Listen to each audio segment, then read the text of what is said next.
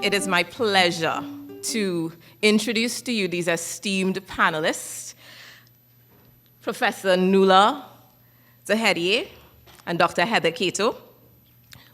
They hail from different sides of the Atlantic, but they have both been inspired by capitalism and slavery.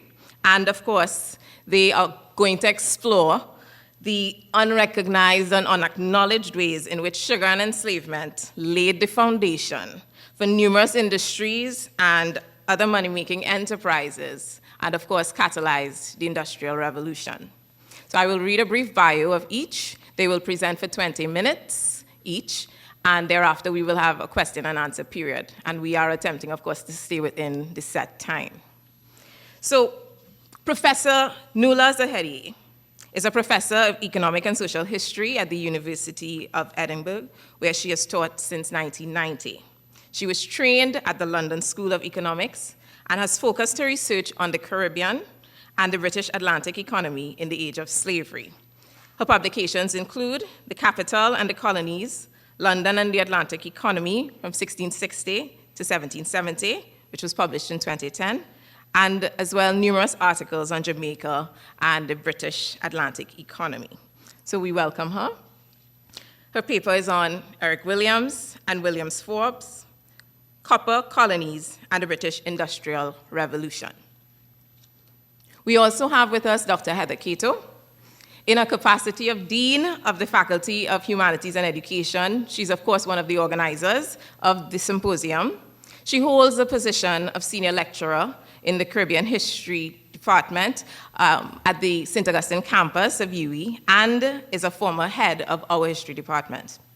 Her research is focused on plantation and enslavement systems in the Caribbean, bringing, as we will see, a revisionist perspective on them. She has co-edited 3 publications, Turning Tides, Beyond Tradition, Reinterpreting the Caribbean Historical Experience with Rita Pemberton, and Capitalism and Slavery 50 Years Later with Selwyn Carrington. She's also co-authored The Caribbean in the Atlantic World with the late Dr. John Campbell.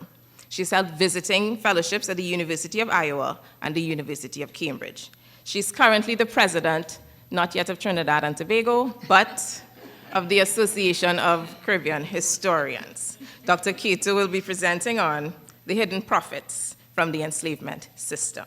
We now invite Professor Nuala to the stage. This is my first trip to Trinidad, so I'm very pleased to be here and want to thank the organizers and the sponsors for including me.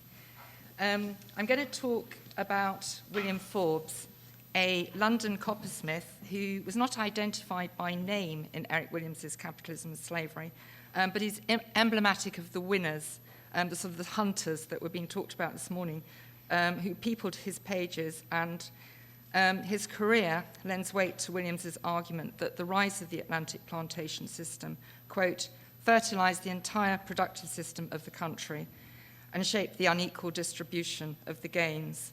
So Forbes, a hunter, was a very big winner in the Atlantic system. And in 1783, he paid £100,000 in cash for calendar and that's Forbes. His picture's hanging in the Scottish Portrait Gallery. He's a hero of the Enlightenment. This house he purchased in 1783. He paid £100,000 in cash, making him the talk of his hometown, Aberdeen. No one questioned the value for money. The amazement centered around how it was possible that anyone could get such a large sum of money. The immediate answer to the question was in London, but his successful accumulation was a global story, inextricably linked to the rise of the Atlantic sugar plantation system, a story which supports Williams's declared aim of placing in, quote, historical perspective the relationship between early capitalism, as exemplified by Great Britain and the Negro slave trade, Negro slavery, and the general colonial trade of the 17th and 18th century. Williams's work placed the Caribbean center stage in discussions of the British Industrial Revolution, with a thesis which rested heavily on Adam Smith's insight that the key benefit drawn by Europe from the discovery of America was the addition of a new and inexhaustible market for European manufactured goods. This extension of the market occasioned a new division of labor, said Smith, and improvements in art, and it could not have taken place in the narrow circle of the ancient commerce. The expansion of the market played an essential role in the economic growth of the period. However, using the ideas put forward by the 19th century writers, Edward Gibbon Wakefield and Herbert Merivale, Williams complicated Smith's argument by asserting that in conditions of land abundance created by Europe's land grab in America, slavery played a necessary role in exploiting American lands to create a new market. Williams agreed with Smith that, quote, other things being equal, free men must be preferred to slaves. But in the early stages of colonial development, things are not equal. Where slavery is adopted as a choice over free labor, there is no choice at all. So Williams is claiming that without enslaved Africans, the American lands would have been left to mere earth scratchers, and Britain would not have gained the new and inexhaustible market which benefited and shaped its own developing capitalism. British historians are increasingly persuaded by Williams's broad intuition that the rise of the Atlantic trading system, underpinned by enslaved African labor, provided a major stimulus for the structural shifts and accumulation of both financial and human capital, which shaped Britain's particular path to industrial revolution. It's increasingly recognized that Williams's arguments were more subtle and sophisticated than acknowledged by early critics, above all the cleometricians, the number crunchers, with their focus on measuring the profits of the human traffic in isolation or the share of the colonial trade in national income. He left room for the sort of forward, backward, and lateral linkages which spill over from changes in one sector to cause changes in others. Nonetheless, Williams's compact text lacked space to discuss the arguments in depth. He highlighted 7 industries positively affected by the expansion of Atlantic demand, but he didn't provide detailed discussion of how the stimulus to investment and innovation played out. Furthermore, although he claimed that by 1750 every trading or manufacturing town in England was connected with Atlantic trade, he didn't include London in his section on seaports, although the capital pioneered England's slave trade, dominated direct colonial commerce, and remained Britain's primary manufacturing centre into the 19th century. So this study of William Forbes expands Williams's evidence base by looking at the copper industry, which was very briefly skimmed in Capitalism and Slavery and better integrating London into the story. Forbes had no direct investment in the slave trade or sugar plantations, but they provided him with valuable customers. In supplying the copper equipment necessary for sugar and rum production, Forbes's workshop was an essential link in a long supply chain connecting thousands of workers in Cornwall, South Wales, Bristol, and London to enslaved workers in the fields and factories of the Caribbean, back to the sugar refineries and distilleries at home, and ultimately to farm tenants and industrial workers in central Scotland. These industrial regions were not independent, self-contained worlds, but chained to the global economy in multiple direct and indirect ways. And although it's impossible to isolate and measure with precision the contribution of overseas trade to growth and development, there's absolutely no doubt of its importance. William Forbes was the second son of an Aberdeen coppersmith, and he trained in his father's craft. And then with financial backing from his brother, he moved to London in 1771 to take advantage of the capital's very buoyant market for his skill. Britain's copper industry had undergone a long period of growth, stimulated by an upsurge in demand in the late 17th century and very vigorous efforts to expand supply. In response, the sector pioneered major innovations in smelting and mining, which later spread to other minerals, and with an annual average growth rate of 3.24% between 1730 and 1775, copper was the most dynamic industry in Britain's most rapidly expanding sector, metals and mining. Rising demand for copper was driven by external orders, with exports regularly exceeding total output. As you can see on the graph, exports in yellow are sometimes above output. They're drawing on stocks. And in line with Williams's thesis, the main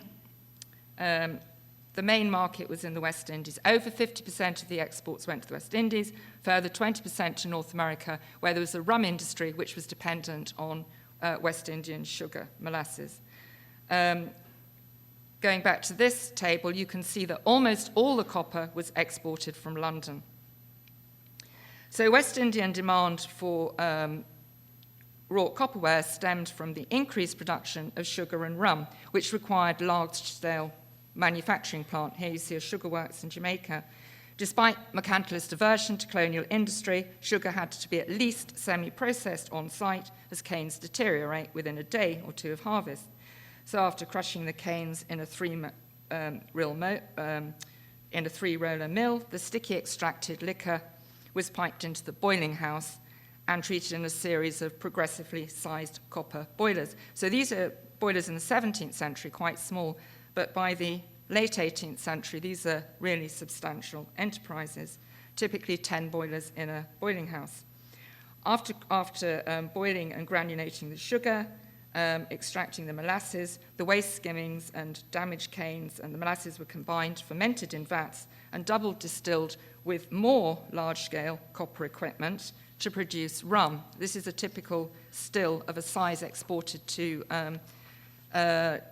Joseph Foster Barham in 1770.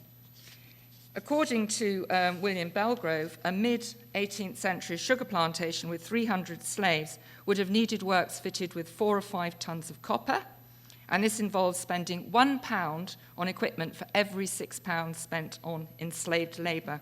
So copper was an expensive choice. It cost 20 times as much as iron, but it was preferable in all of the fuel-intensive parts of the industry because of its very high conductivity, which allowed very careful control of the heat, which reduced burning and spoilage, as well as accident to the workers. All the copper, that's the table, sorry, all the copper used by the 1,400 or so sugar plantations in the British Caribbean in the 1770s was imported, and over 90% was shipped from London, as I said. And London also housed over half the country's 120 or so sugar refineries and as many distilleries. So given the strength of the London market for large copper vessels, it's not surprising that a specialised supply trade developed which attracted Forbes to the capital.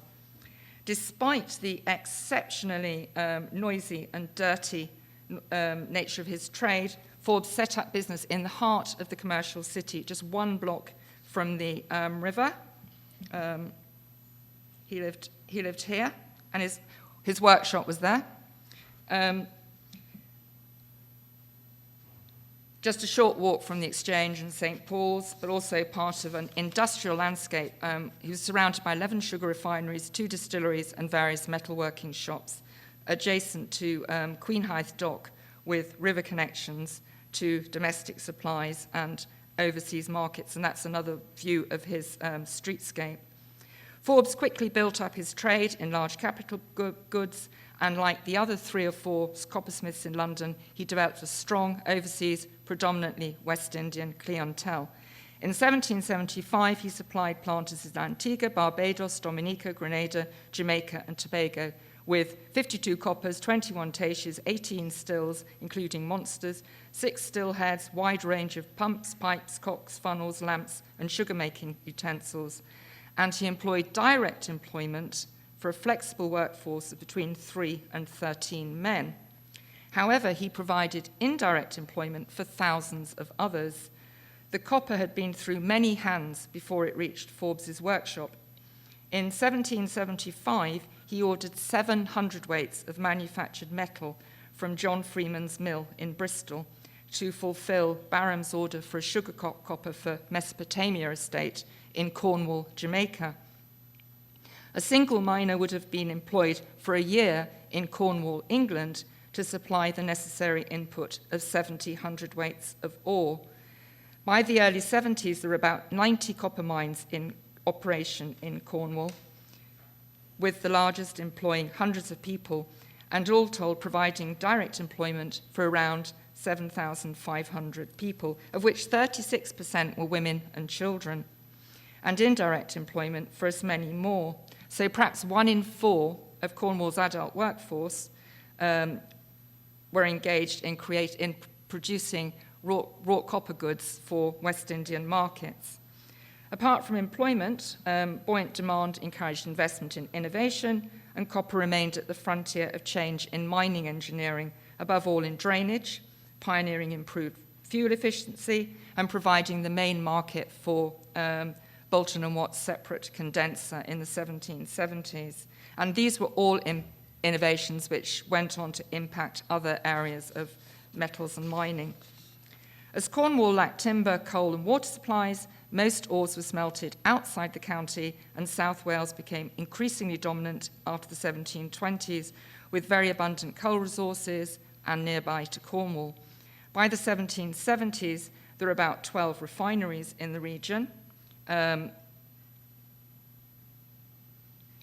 again, requiring huge capital investment. Each of these refineries required about £40,000 investment, and they also provided a lot of employment stimulus to the coal mining.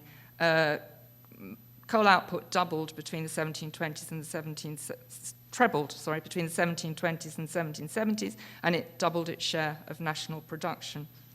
The refined copper was then milled or rolled, and firms such as Thomas Freeman's in Bristol produced sections for bespoke goods, such as the copper pans and stills, which were worked up by Forbes, using paper patterns. After delivery to Forbes's workshop, the copper sheets were planished or lightly hammered, fastened together with nails made in the workshop, and soldered to produce the final article for installation in a local manufactory, or, more often, for packing and dispatch to a distant overseas market. In producing large, bespoke, individual items, it wasn't possible to achieve the intense division of labour seen with mass-produced wares, but the specialisation in one particular product area made it possible for workers to develop much greater speed and skill than in a more diversified workshop. So, as predicted by Adam Smith, specialisation encouraged small technical improvements in organisation, tools, and methods, alongside efforts to standardise production, to ease work and reduce costs. By 1775, Forbes's London firm was valued at over £4,000, and he was able to buy out his brother's share of the partnership. His business success can be partly attributed to textbook virtues, sobriety, industry, and the smithing skills needed to monitor performance in his workshop, alongside frugality. Forbes lived comfortably, but in plain style. He remained single until the age of 44. He saw marriage and children as expensive luxuries. He took care to keep abreast of market conditions, and he kept tight control of costs. However, in addition to good business skills, Forbes also benefited from what Eric Williams, quoting Adam Smith, described as the mean and malignant expedients of the mercantile system's monopoly, which allowed him to charge high prices in a captive colonial market. Dealing with expensive raw materials, entry costs to coppersmithing were high and numbers very limited, with Forbes having only 4 or 5 competitors in London. The evidence shows that Forbes was able to drive extremely hard bargains with his suppliers, and probably colluding with the other smiths to ensure favourable prices from them, while in a less competitive colonial marketplace, Forbes was able to extract high prices from his customers and maintain wide profit margins. Frequent complaints about poor quality work and service further suggest a seller's market in which Forbes provided as little as he could get away with. Customers complained about wrongly sized, wrongly shaped, and poorly manufactured items. Failure to comply with instructions could cause his customers the considerable expense of making alterations to plantation buildings and the machinery with enslaved labour, and bad work might lead to accidents in the factories. One exasperated customer reckoned that Forbes's mistakes would cost him £60, but although Forbes was a repeat offender, he retained his customer. So by 1775, Forbes's firm was flourishing at the hub of a protected mercantilist system, and like other examples provided by Williams, he was able to engross a disproportionate share of the gains arising from expanding colonial markets. And this is still more starkly demonstrated in his later progress when, with the onset of the American Revolutionary War, there was a massive disruption in the, so those are pictures of the vessels he was producing. With the onset of the war, the copper market collapsed, but Forbes was able to use his networks and his accumulation of capital to get naval contracts.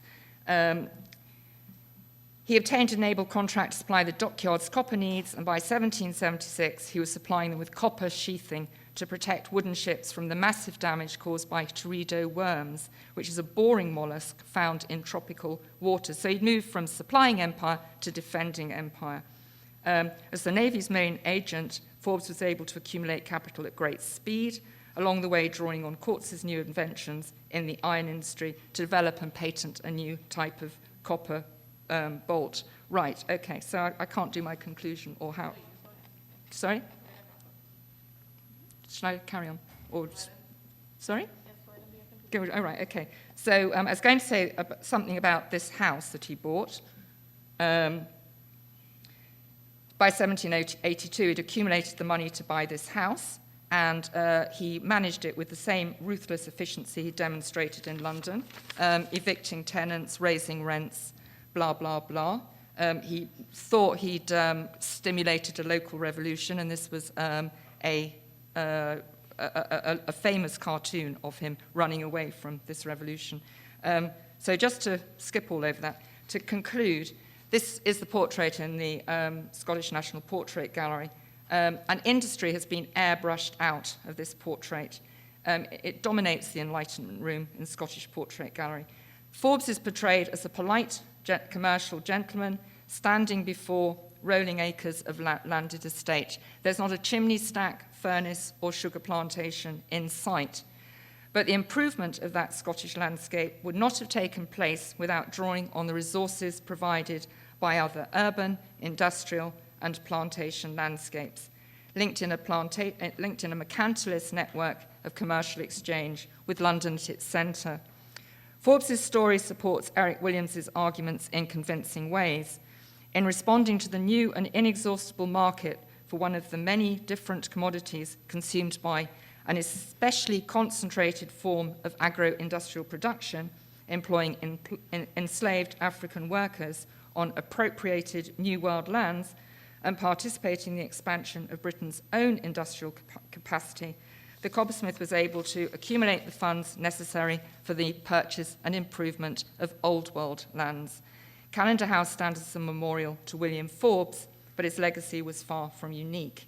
As in cases drawn from other industries looked at by Eric Williams, it rested on the labour and ingenuity of thousands of workers chained to a mercantilist system which promoted the development of specialised regional economies coordinated from the metropolitan centre, and the accumulation of the financial and human capital which shaped both the character of Britain's industrial revolution and the very uneven distribution of its rewards. Right. Sorry about that. Good afternoon.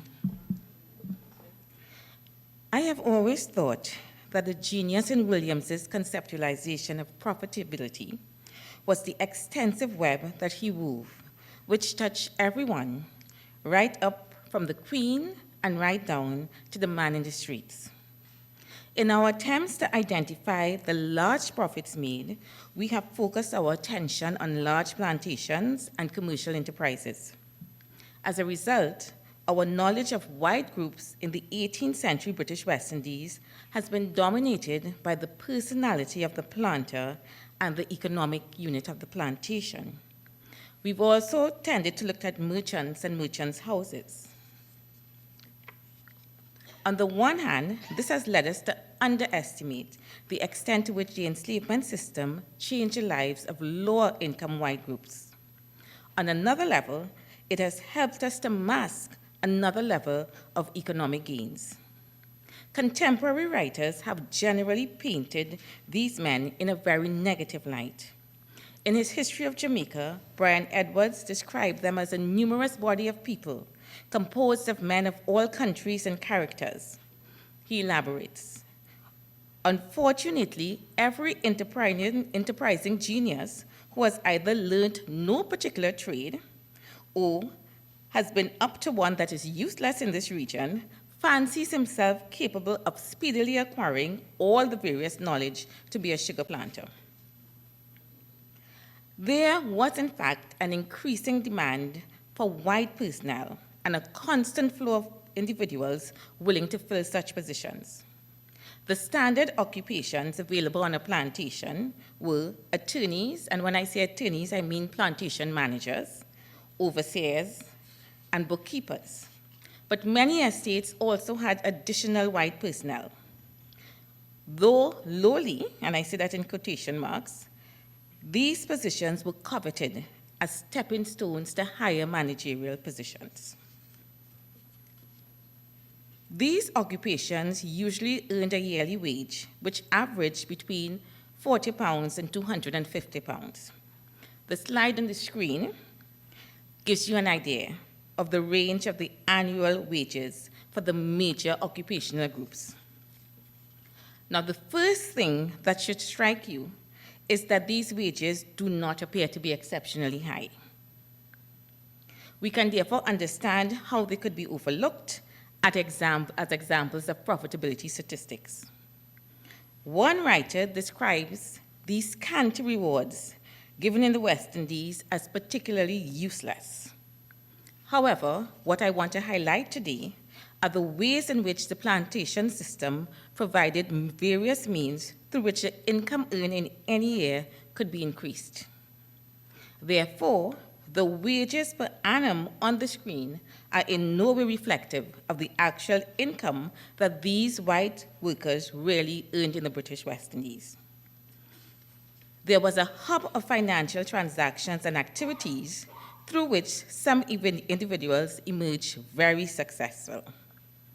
There were two major ways of multiplying income. The first, multiplication of annual wages. Now you may ask how that is possible, but I hope to show you in a second. And the second was to provide additional slave laborers to the plantations. Wages were increased simply by accepting several positions on different estates. Thus, these men often acted for several concerns. Edward Long refers to one man who in many cases acted in several attorneyships and so became the only representative on spot for 6 or 8 different proprietors who were residing in Great Britain. We have several other examples. John Kelly of Duckenfield Hall and Simon Taylor, who made attorneyships, quote unquote, a business, also acted for several concerns.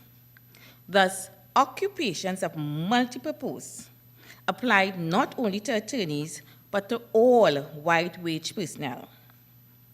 It was also possible for someone to earn 2 separate wages for 2 different posts on the same plantation. Thus, in 1796, the account books of the Tarp family recorded that Adam Lambert was paid as a bookkeeper on Chippenham Pen, £50 per annum. He was also paid as an overseer, £200 per annum, and as a bookkeeper, £60 per annum. All 3 concerns were owned by the same family. Thus, from wages alone, he earned £310 per annum. There are several other examples. There's John Keat, who served as an overseer and bookkeeper on one estate. I want you to also bear in mind that in addition to these activities, the white personnel on plantations could reduce their cost of living through several means. In reality, they had few living expenses and therefore could save most of their income. The plantation provided accommodation, food, access to the plantation's resources. The use of the plantation's land was another major concession at times. Such land was used to grow provisions, rear animals, and accommodate the enslaved workers that they owned. This brings me to the other means of earning income. They provided several services to the plantation. These included enslaved labor, selling animals, selling provisions, and renting land, particularly pasturage. Of these, the most lucrative service provided was the provision of additional slave workers. Enslaved workers owned by these workers were rented to the plantations to augment their labor force. The plantations' white tenants and employees maintained gangs of laborers for this purpose. These workers were rented to the plantation. In the second half of the 18th century, enslaved labor costs between 1 to 3 shillings a day. If they were hired to deal with the cane holes, they cost £6 per acre. If they were hired under a long-term contract, it could range from 12 to 15 pounds per person. Hiring enslaved workers was therefore very expensive. At these rates, it was possible to earn much more than the equivalent of your annual income. Thus, John Kelly, who we met earlier, the attorney on Golden Grove Plantation, received 2 payments on the 4th of March, 1773. The first was his salary, £300. The second was for quote-unquote Negro hire, £566. And I want you to remember that this is what we know about. There could have been more payments from several other plantations. Hiring of enslaved workers was clearly a thriving business which operated alongside and, in fact, depended on the plantation system. Young men came to the West Indies and soon realized that the easiest way to accumulate property was to purchase an enslaved person. As soon as it was viable, these enslaved workers were hired out. Having no plantations themselves, this was the ideal way to benefit financially from their newly acquired property rights in humans. Plantation accounts suggest that white employees and workers were able to make substantial profits in the second half of the 18th century. There were individuals who in 1 year drew wages from 5 or 6 different sources. In fact, because we are restricted to the account books of particular plantations, it is quite possible that one person may have drawn from over 10 sources in the course of 1 year. I have some slides. Could you go back to Adam, the first one? All right, this is what I was talking about. Adam Lambert, 3 salaries. 1 group of plantation, £310. John Kelly, who I spoke about, attorney on Golden Grove Plantation, his salary, £300. For hiring enslaved persons, £566. He was also the attorney on Duncanfield Hall. I haven't been able to get his salary, but this was the lowest rate for attorneyship, so we can use the lower rates. It is possible that he hired out enslaved persons to Duncanfield.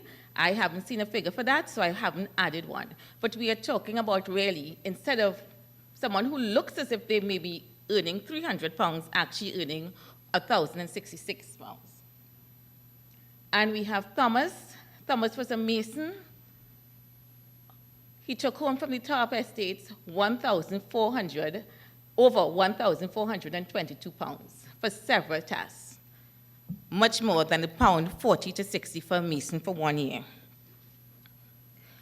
I want to point out that I really believe that there would have been occasions when some white personnel, in fact, made more income than the planters they worked for. Roland Ferron, who was an attorney on Lord Penryn's estate, had made enough money by 1796 to purchase land. The same John Kelly that we met in 1782 was considering purchasing Duncanfield Hall Plantation, the same plantation that he worked for. Simon Taylor refers to an overseer who had lived a great many years with him and had bought a wharf at Moran Bay. His attorney, Madden, had made so much from his wages that he was able to return to Britain and live very comfortably. I therefore want to make a case for reassessment of the plantation system, especially as it functioned in the second half of the 18th century. A full understanding of how profits were made from the plantation system extends beyond large planters and merchants. Further, even when large plantations began to decline, This decline must be balanced against the opening up of opportunities for making and transmitting money, and also rising up the social ladder through an adjunct economy which evolved and in fact thrived alongside the traditional plantation system. Thank you.